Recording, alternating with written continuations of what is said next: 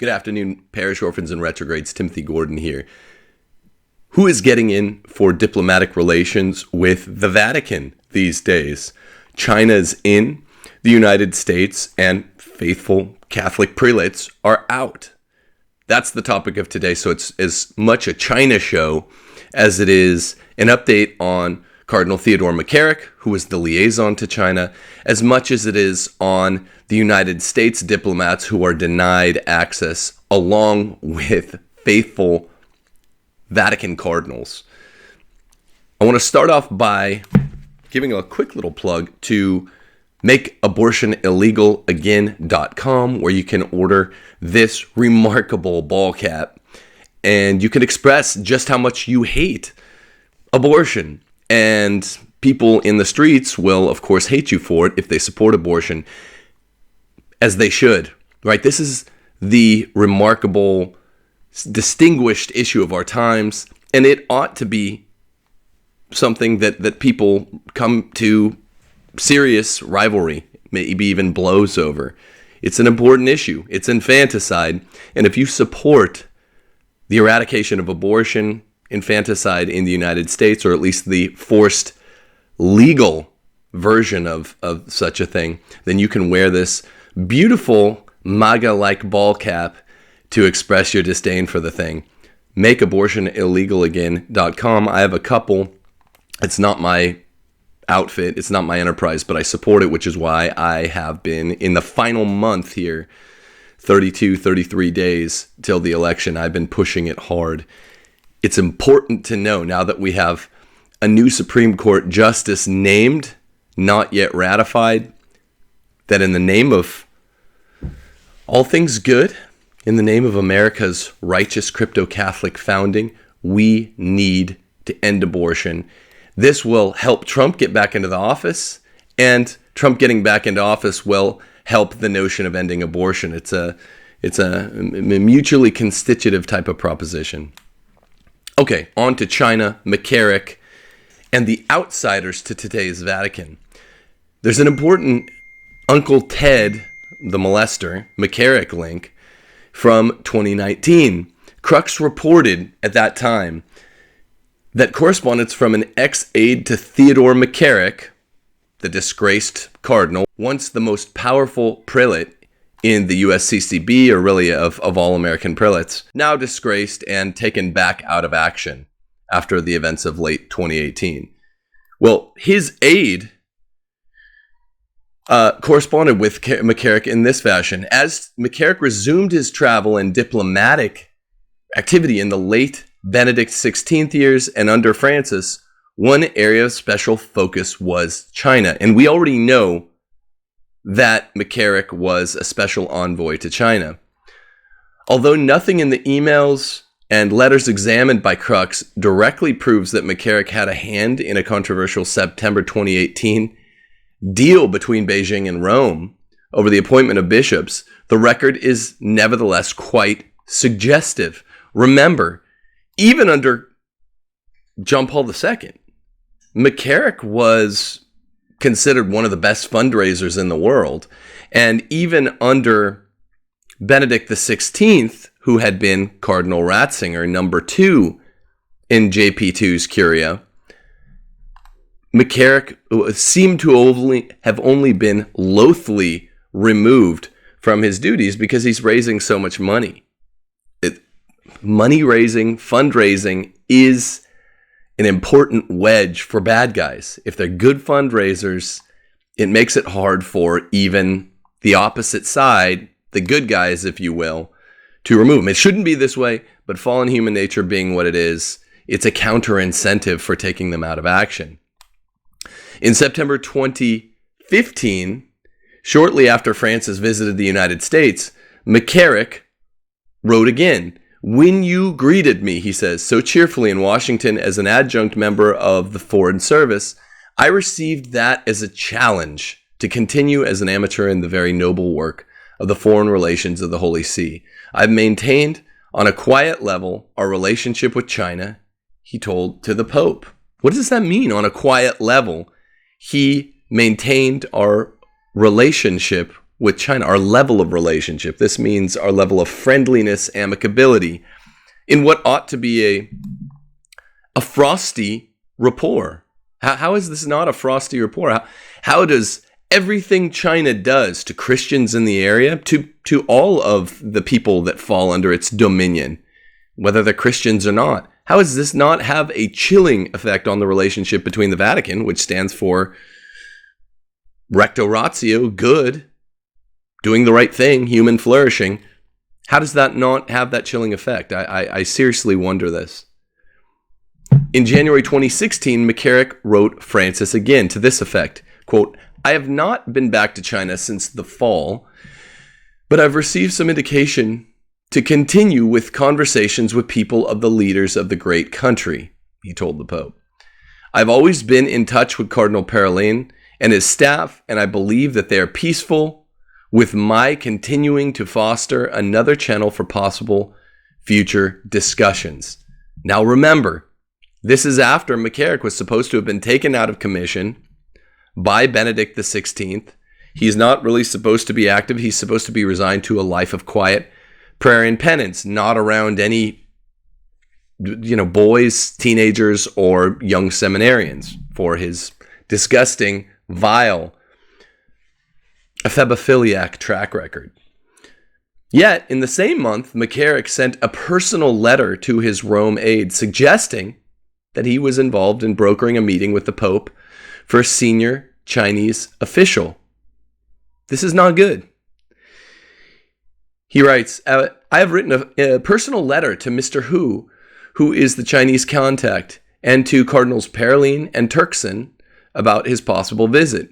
The Vatican seems to be interested in pursuing this, and I really cannot see any problem with it, as it is specifically to discuss ecology and the concerns that both China and the Holy See and many others around the world see with regard to the future," said McCarrick.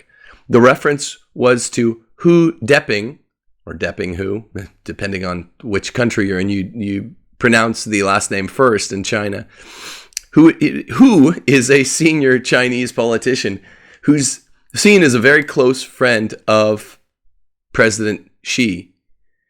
In January of 2017, McCarrick again briefed the Pope to this effect: "I have received another response to come back and continue the discussions which were opened at the time of the visit of the different Chinese delegations to Rome in the last few months. I was able to go to Beijing about a week ago and spend about 5 or 6 days there," he wrote. Remember, this is Francis, who allegedly didn't know that he was out of commission, who allegedly didn't know that McCarrick was a molester, who allegedly didn't know of McCarrick's important role in relation to the molestation scandal, which came out in fall of 2018. This is too much to be believed. He continues, "I saw Minister Hu is the leading voice in the conversations of the Laudato Si and other officials who had the privilege of meeting Your Holiness, and some of the officials of the Vatican on a couple of occasions during the past 6 months." Holy cow. So this is, I don't know how to emphasize it on screen. As a writer, I'm trained in, without being smarmy or over theatrical, to make an emphasis. Let me repeat this. Minister Hu is the leading voice in the conversations of the Laudato Si in the Chinese government. So now we see a nexus, a connection point, which explains the subterfuge happening. Why does the Vatican continue to give shelter, give aid to China, which is so clearly evil? Well, China shares Pope Francis, ecological concerns, strongly leftist ecological concerns, and they want to help him develop those concerns as expressed in his first encyclical, Laudato Si. Remember, people, I'm going to interject here. We get a new ecological and economical encyclical letter in 2 days. In 2 days' time, we get a follow-up to Laudato Si, and this is dangerous, particularly seeing that McCarrick and China and Francis and Agenda 2030 and COVID-19, remember, it's the CCP virus, have all played an important, crucial role in shaping the events, not only in the church, but in the world in 2020. The leading voice in conversations on the Laudato Si. This is creepy. This is a communist regime that hates the Catholic Church. The CCP, the Chinese Communist Party, who wants to help a Roman Catholic encyclical come to fruition, come to instantiation. What's going on? Well, I'm trying to be a little theatrical here. You already know what's going on. Why? Because Laudato Si, let's face it, stands for these ecological Marxist ideas. It's Marxism with an ecological basis, an ecological justification for suggesting the means that it does. All right, so let's talk about this deal with China. Here's the history and some of the results of the deal. Catholic news agency's Matt Hadrow reports this in an article called Catholic Persecution Worse After the Vatican and China Deal, Congress Finds. The U.S. Congress finds this in its subcommittee, researching this, presumably. Quote, during its 2019 reporting year, the Congressional Executive Commission on China found that the human rights situation has worsened and that the rule of law continued to deteriorate as the Chinese government and party increasingly used regulations and laws to assert social and political control, stated the Commission's annual report. The report further said that after the PRC Ministry of Foreign Affairs signed an agreement with the Holy See in September 2018, paving the way for unifying the state-sanctioned and underground Catholic communities, local Chinese authorities subjected Catholic believers in China to increasing persecution by demolishing churches, removing crosses, and continuing to detain underground clergy. So there's no ostensible benefit granted to the Vatican, assuming that the Vatican represents Catholic or, more broadly speaking, Christian interests, because they just gave up a kind of sovereignty to China, to the CCP, the Chinese Communist Party, and yet they're getting nothing in return. It appears, at least ostensibly, I'll continue in a second, that Christians in China are continued to be persecuted, treated horribly. So this one-sidedness of the deal, I'll just say right now, insinuates a kind of favor that the Vatican is granting to China. It's like when you're playing Monopoly and you want to go watch the game and you're playing with your wife and two of your buddies and you want to give your wife a sweetheart deal. I'll give you Boardwalk, sweetheart, for Baltic. I just want to get out of here. And your friends, of course, object. You're not doing your best dealing, they would say to you. Of course. The report's time frame covers human rights in China, by the way, from August 2018 to August 2019. An interesting time in the church, no doubt, because it was shortly after August, a month and a half later of 2018, that McCarrick fell under such terrifying scrutiny for his role as this monster molester. And Francis fell under scrutiny in the same time for his scienter, his knowledge thereof, imputed by one Archbishop Vigano. And then he said, I'm not going to say one word about what I knew. And the world's press, who's supposed to hate Roman Catholicism, let him off clean. So bear this in mind. This is from August 2018 to August 2019. Now, the commission was established by Congress in 2000 as China was set to enter the World Trade Organization to report on human rights in the country and to maintain a database of political prisoners. Interesting. Catholic news agencies reporting to the effect that a more recent report it takes place in this article called Chinese Government Imprisoning More Priests, More Bishops. According to UCA News, priests in the Diocese of Yuzhuang who refused to join the Chinese Patriotic Catholic Association have been placed under house arrest as of September the 1st. These priests have been forbidden from engaging in any religious activity in the capacity of clergy as part of their punishment. This is what happens when you have Chinese communist integration of church and state. A Chinese communist party's Catholicism, it doesn't work, obviously. They forbid the faithful priests from the practice of the Catholic religion.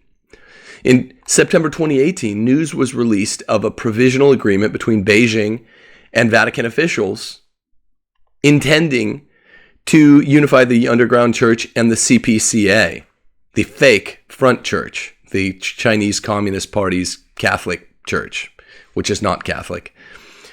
While the terms of the agreement have been kept confidential, it reportedly allows the CPCA to choose a slate of nominees for bishop.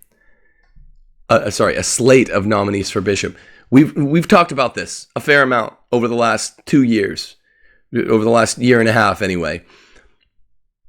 Allowing the state to have a say, a communist state which is in its very roots, in its very inception, antithetical to the Roman Catholic religion, to have a say in who our bishops are is unprecedented. And this is the deal that ultimately France has brokered. So this part's nothing new, but it's ridiculous. It's outrageous. It is an outrage, quite literally. So the terms of the agreement have been kept confidential, and yet it reportedly allows CPCA to have an actual delegation of bishops. This is outrageous. We don't know too many of the other terms of the contract because it's confidential. Why else? Why would it be public when it's this bad a deal? If you could keep your Baltic for boardwalk trade with your wife somehow secret, you could keep it covert. Of course you would. You want to go watch the game. You want your wife to beat your buddies. And if possible, you want to give that sweetheart deal under the table. Now, it's going to be at least partly public. That's at least in some way what this deal between China and the Vatican was. It's public enough that we know it's trouble. Okay, the clergy under house arrest reportedly include Bishop Liu Jingping of the Diocese of Nanking, who has been forbidden from celebrating Mass. And yes, I'm destroying these pronunciations. No, absolutely. Don't write me about my pronunciations of Chinese. Bishop Liu Jingping of the Nanking Diocese has been forbidden from celebrating Mass. Bishop Jingping has been recognized by the Vatican, but was consecrated as a bishop of the CPCA. The news of priests under house arrest comes as the original Vatican-China deal is set to expire and presumably be renewed very soon, to us now, currently. The deal, which was signed in September 2018, expires next month, and it's expected to be renewed, which is what one expects of deals between sovereign states is that all things being equal, they will continue their diplomatic liaison. Since the signing of the China deal, many priests have reported harassment from civil authorities as they refuse to join the CPCA. There have been scores of reports of the Chinese Communist Party tearing down churches for dubious reasons. Are there any non-dubious reasons to tear down a church? Such as permitting issues, which sounds like big government doing what big government does, tearing down churches to harass religious practitioners. Persecution has been particularly intense in the province of Jingqi. There, the Public Safety Bureau and the United Front Work Department informed clergy that unless they joined the CPCA, they would not be permitted to preach. This sounds like straight up Caligula and Nero stuff. This sounds like Diocletian stuff, where Diocletian told Christians, worship me, as one God among your what he took to be three, your Trinity, and you're fine. If you don't do so, then you're not going to be permitted to preach. We're returning to that era at an alarming rate in the West, but it's already there in the East, in the Far East, like China. Additionally, the Chinese Communist Party attempted to rewrite the Ten Commandments to better reflect communist principles and is working on a rewrite of the Bible. So they're infiltrating. Instead of outright rejecting, rebuffing Christianity, the CCP is just saying, we have control over nomination of these Catholic bishops, the one true form of Christianity, Catholicism. We're in bed with the Vatican, who's giving us sweetheart deals. We're going to rewrite the Ten Commandments, which Pope Francis has already pledged to do, according to rumors. And they're probably rewriting the commandments from the Decalogue in the same direction, in the same ecological, economical, Marxist approach. And I guess the Chinese Communist Party is attempting a rewrite of the Bible as well.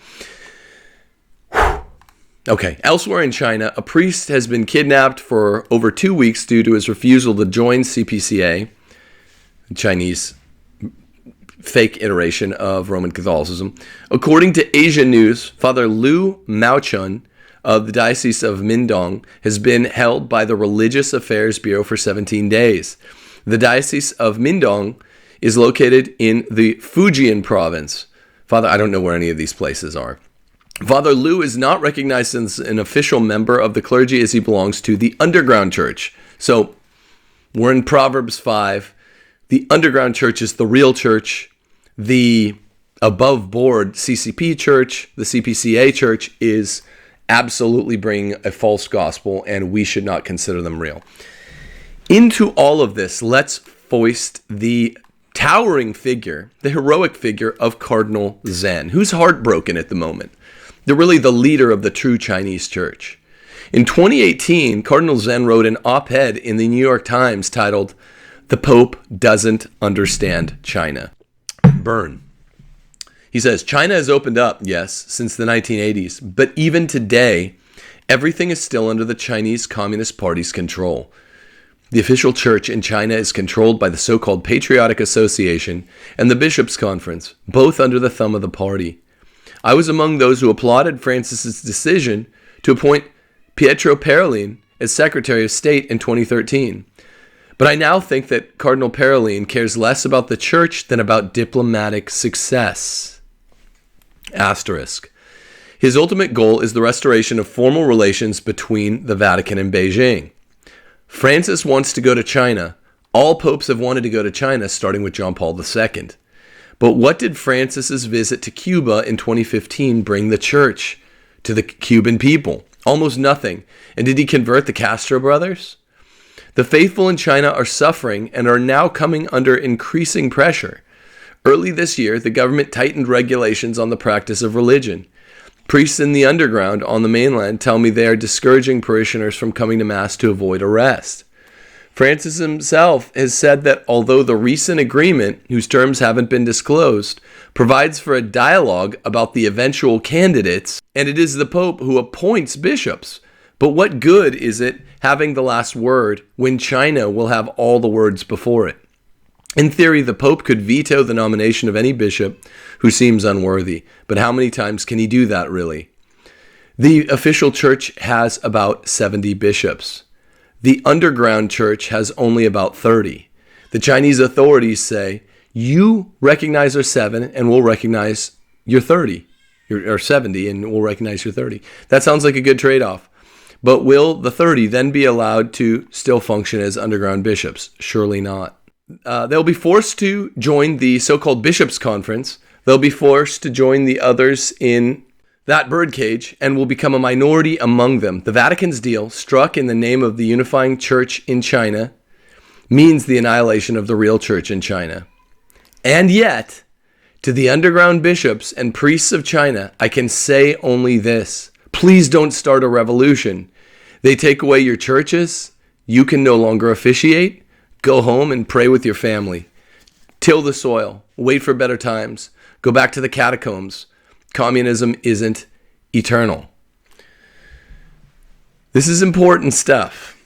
This is important not only for the Chinese Catholics that we ought to be remembering in our daily prayers, and I'm the first one to admit I often forget to pray for these persecuted Christians in China. I intend to make this with new resolve, one of the people at the top of my family's prayer list. So it's important for them, and there are lots of them, and they're suffering.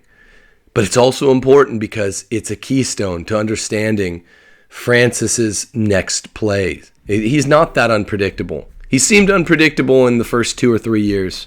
Everything after Amoris Laetitia has turned out to be rather telegraphed. His ultimate goal is the restoration of formal relations between the Vatican and Beijing, according to Cardinal Zen. Why? Why would he care about diplomatic relations? This is secondary or tertiary concern at best to a good pope.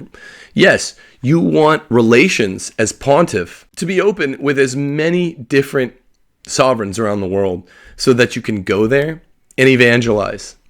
And that's why I say it's a secondary or tertiary concern to keep relations breezy where possible. With the Chinese Communist Party, it's not going to be possible. All the popes have wanted to go there. Francis is having the most success, but not in the Roman Catholic sense.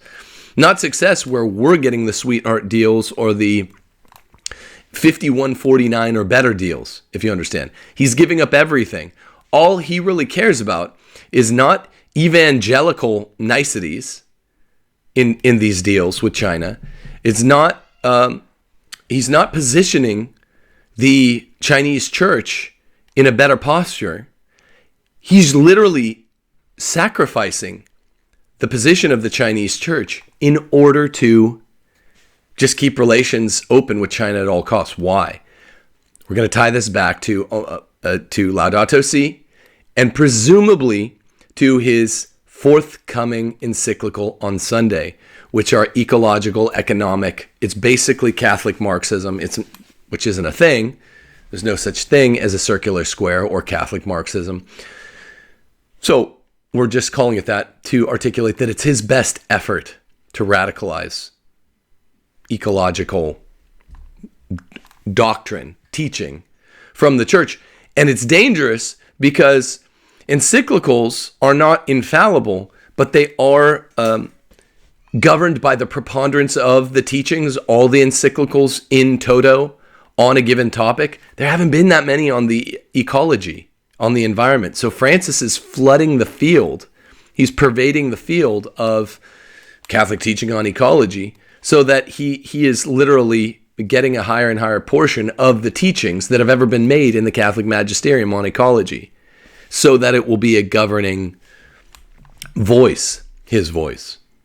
That's why he's working against Cardinal Zen. Not necessarily because he wants to, probably. I mean, Francis has his own agenda. He's a leftist. He's a man of the left. And if you stand in his way, you will be crushed. But it's not that he has it out for Cardinal Zen. He's just using Cardinal Zen and the true Christians, the underground Catholic Church there, as pawns. If he can show to China that he is willing to sacrifice the true Catholics there for the fake delegation of CCP bishops, well, then he can get what he wants in other areas, which is to push Agenda 2030, push ecological communism. So that's my commentary there. Now, Catholic News Agency reports the following. Vatican official praises China for witness to Catholic social teaching. Get this. This is sickening. It's staggering. And I can barely articulate it. This is CNA. In an interview with Vatican insider Bishop Marcello Sanchez of Sorondo, the Chancellor of the Pontifical Academy of Social Sciences, says that at this moment, those who best realize the social doctrine of the church are the Chinese. Remember this? Remember this story? I can't believe it. They, the Chinese, seek the common good, subordinate things to the general good. This is nothing other than Marx and Lenin and Stalin. And you have the Chancellor of the Pontifical Academy of Social Sciences, Marcelo Sanchez Sorondo, saying that the Chinese have captured it. I found an extraordinary China. What people do not know is that the central Chinese principle is work, work, work. As Paul said, he who does not work, who does not eat. You do not have shanty towns. You do not have drugs. Young people do not have drugs. There's a positive national consciousness. They want to show that they have changed. They already accept private property. Lie. The bishop said that the People's Republic of China has, quote, defended the dignity of the human person. Are you kidding me? They've defended the dignity of the human person, and in the area of climate change is assuming a moral leadership that others have abandoned. Now, sure, we understand what you designate Vatican officials of all stripe when you say a moral posture, a moral responsibility with regard to climate change. That just means your version of leftist pantheism. So yes, okay, that's not a lie. But to claim that the Republic of China has defended the dignity of the human person in an exemplary way, this is outright lie. As a matter of fact, the latter is a breach against the former. It's their iteration of fake climate science, which they're using to justify, to wedge transgressions against human dignity, the likes of which have only been seen in Nazi Germany and Soviet Russia. So they don't do both those things at once. They're doing the second in order to breach the first. CNA also reports, this is more recent now, we've marched through the last 4 years to September the 14th, 2020. Cardinal Parolin says Vatican-China deal can help normalize life of the church. Well, I don't trust you, and neither do the Chinese. Neither does Cardinal Zen. Neither does anyone that's seen how this curia deals with any of the problems it sets out to solve. With China, he says, our current interest is to normalize the life of the church as much as possible, to ensure that the church can live a normal life, which for the Catholic Church is also to have relations with the Holy See and with the Pope.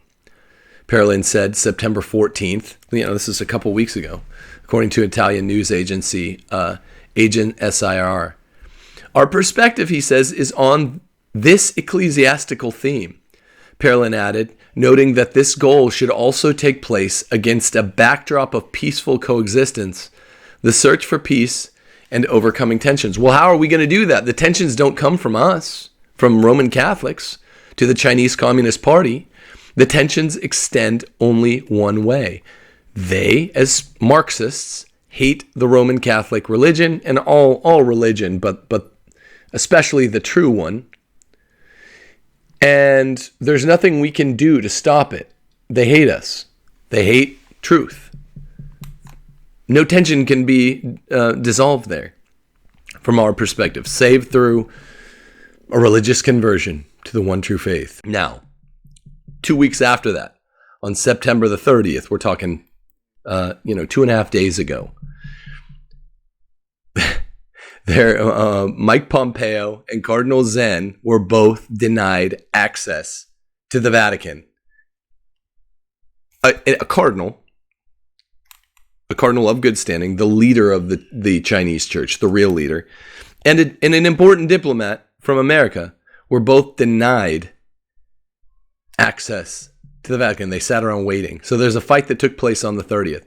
Marco Tosati reported that Cardinal Zen went to Rome earlier this week, and the Holy Father refused a meeting with him. Unbelievable. The AP reports that Pompeo urges the Vatican to condemn human rights abuses in China. Good. Excellent. So Pompeo and Cardinal Zen are there on a concomitant mission, and they're both denied access. U.S. Secretary of State Mike Pompeo urged the Vatican on Wednesday to join the United States in denouncing violations of religious freedom in China. Why do you think the CCP won't do this? Why do you think the Vatican won't do this? With regard to the CCP, rather. Mike Pompeo says the Catholic Church should be at the forefront in the fight to insist on basic human rights there. Remember, what Paroline said about the Chinese Communist Party upholding in an exemplary or superlative way basic human rights, basic human dignity. Mike Pompeo, who has a brain and is not on the take from the Chinese Communist Party, says the exact opposite, which is the only correct interpretation of any communist regime anywhere. The Vatican Secretary of State, Cardinal Pietro Parolin, said that the Holy See was, quote, surprised by Pompeo's article. Speaking to reporters on the sidelines of the conference, Parolin said the private meetings Pompeo had scheduled at the Vatican would have been the more appropriate setting to express his concerns, Italian news agency ANSA reported. Neither Parolin nor Archbishop Paul Gallagher, the Vatican foreign minister, mentioned China in their official remarks to the conference, which was held in a hotel reception room near the U.S. Embassy. Both focused instead on the Holy See's long-standing history of promoting religious freedom as a fundamental human right. Well, that is true. The Catholic Church absolutely has a long-standing history of promoting religious freedom from the time of Pope Leo I, who admonished, Christians of the first millennium, don't force Jews to convert. Sweetness of preaching, that's the way we get them to convert. We're not Islam.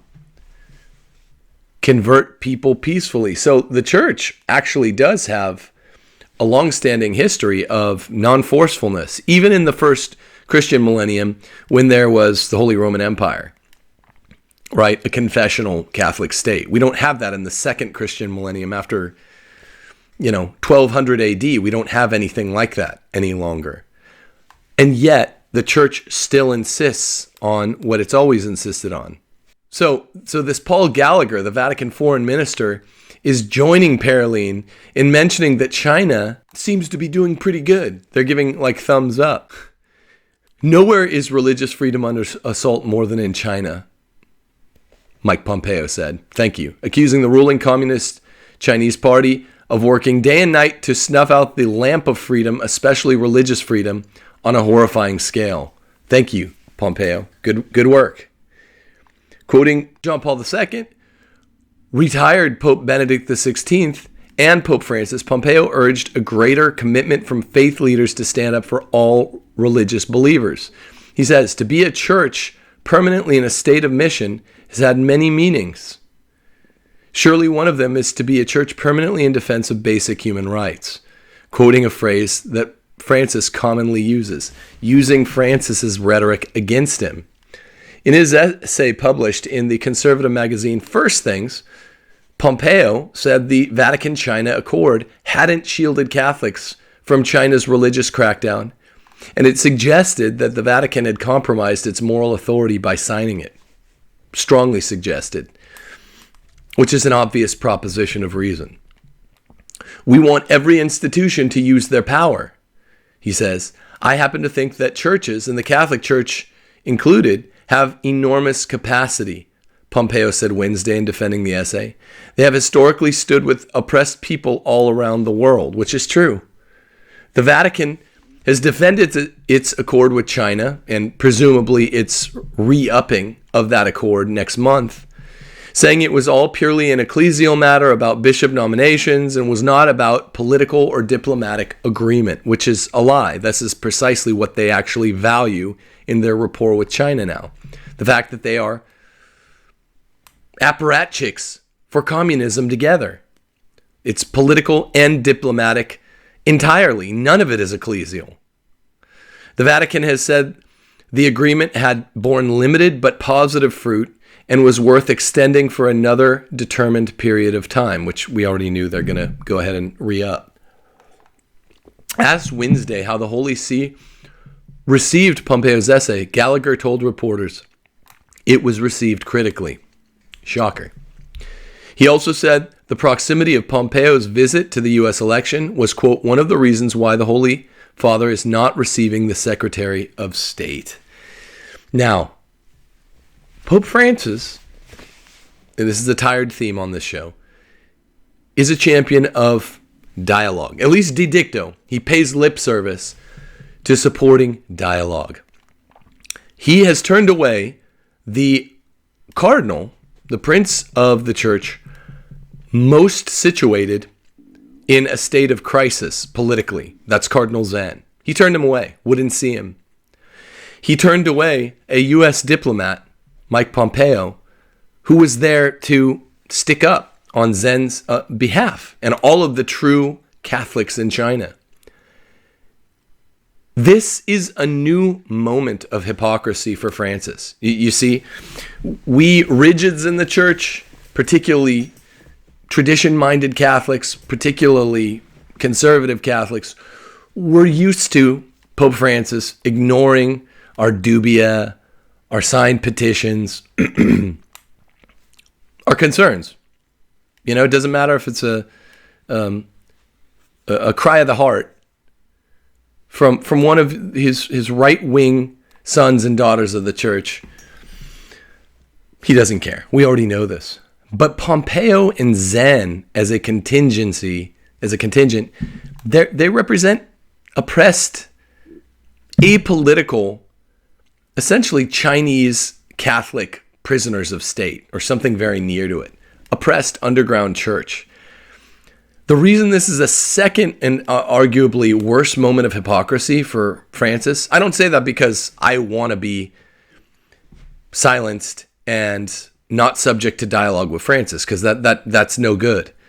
I say it because the true members of the underground church in China deserve a voice, and they're less threatening to even the Francis agenda, right? I mean, the ecumenism of hatred in America, this is a term that one of Francis's advisors used in the summer of 2017. I guess I'm a part of it. We team up with right-wingers who are Protestant, particularly at places like First Things or Acton Institute or something like that. And we make critiques of Francis's politics. His threadbare politics is pretty obvious. Okay, so that makes him mad, and it has established a chilling effect on the relations between Westerners, people of Western civilization who are right-wing, and this pontiff. I get it. But it's absolutely inexcusable, and that's inexcusable too, but it's absolutely doubly inexcusable that Francis and his curia are denying shelter, denying aid, denying fatherly affection to their persecuted sons in China. And they're sacrificing them at the pyre just to continue to burnish their relationship with China. You know, because they are actually working toward the same Marxist ecological goals. Marxist goals with ecological means, I should say. Wait until the new encyclical comes out in 2 days. You're going to see, if you read it, and I don't know exactly what's in it, but I know it's ecological, I know it's economic. You're going to see parity with China, who's a superpower. It's undeniable. They're a superpower. I'm afraid to say the corrupt nature of this rapport will be further exposed when the encyclical comes out in 2 days. So stay posted, stay tuned. We're going to see, I'm afraid, more ugliness from Pope Francis, more ugliness from the Curia, and more developed crisis for faithful Catholics around the world, but especially ones that are being outright red martyred. The rest of us are getting more used to being white martyrs in the West, and soon it's going to be pink, then eventually it'll be red martyrdom. Maybe in our lives, maybe in a generation or two, but it's outright red martyrdom for Catholics in China. Just listen to Cardinal Zen. God bless these people. Please include them in your prayers. God bless the Catholics of China. Stay tuned for the forthcoming encyclical in 48 hours. God bless America. Also say your prayers for President Trump and the First Lady who have coronavirus, the CCP virus, remember. Keep all of these things at the forefront of your prayers. Remember, if we get Trump in again, we're going to make abortion illegal again, whether or not the Pope and his minions care about it. This is what this Trump election is all about. And you can go and buy one of these beautiful hats at makeabortionillegalain.com. Please hit the bell, subscribe to this channel so I can continue bringing you cutting edge, top quality content. God bless you all.